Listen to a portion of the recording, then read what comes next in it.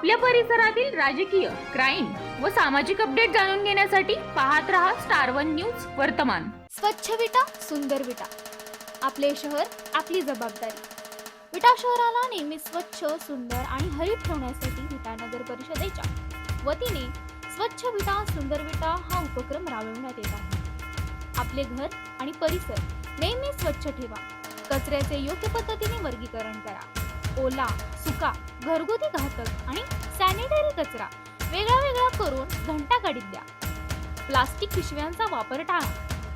पर्यावरणाच्या संरक्षणासाठी सौर ऊर्जेवर चालणाऱ्या वस्तू आणि दिव्यांचा वापर करा। पाण्याची बचत करा आणि पावसाचे पाणी साठवून त्याचा घरगुती वापर करा।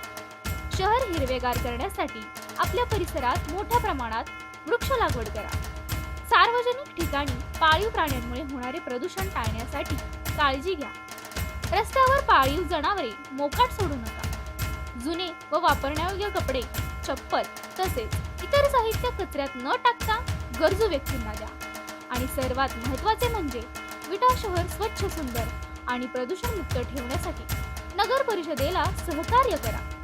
चला तर मग स्वच्छतेची सुरुवात आपल्या घरापासूनच करूया आणि अभिमानाने म्हणूया, स्वच्छ विटा, सुंदर विटा। विटा नगर परिषद विटा, मुख्याधिकारी विक्रमसिंह पाटील, उपनगराध्यक्ष अमोलदादा बाबर, नगराध्यक्षा सौ Kajal Sanjay Mhetre. Star one news वर्तमान या लोकप्रिय वृत्तवाहिनीच्या तृतीय वर्धापन दिनानिमित्त हार्दिक शुभेच्छा।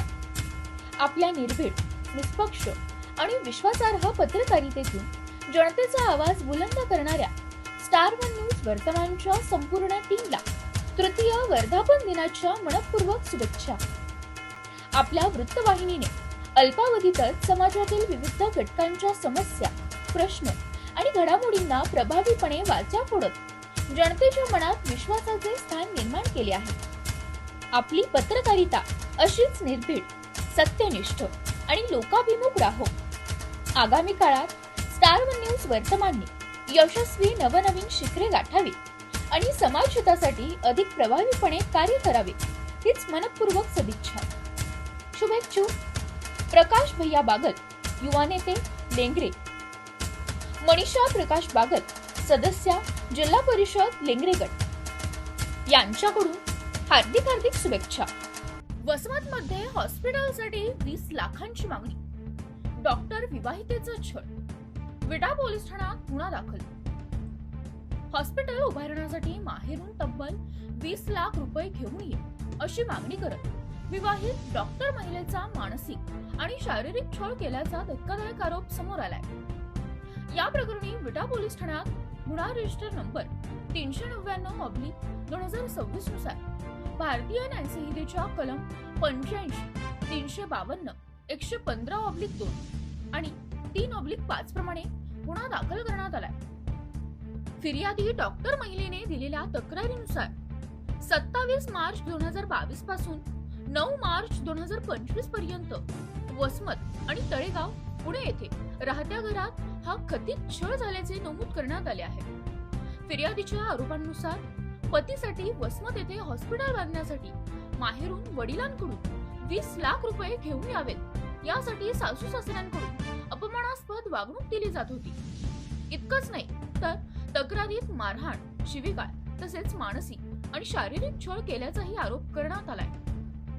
या प्रकरणी पती, सासू, सासरे, दीर, जाऊ आणि चुलत दीर अशा 6 जणांविरोधात गुन्हा दाखल करण्यात आलाय।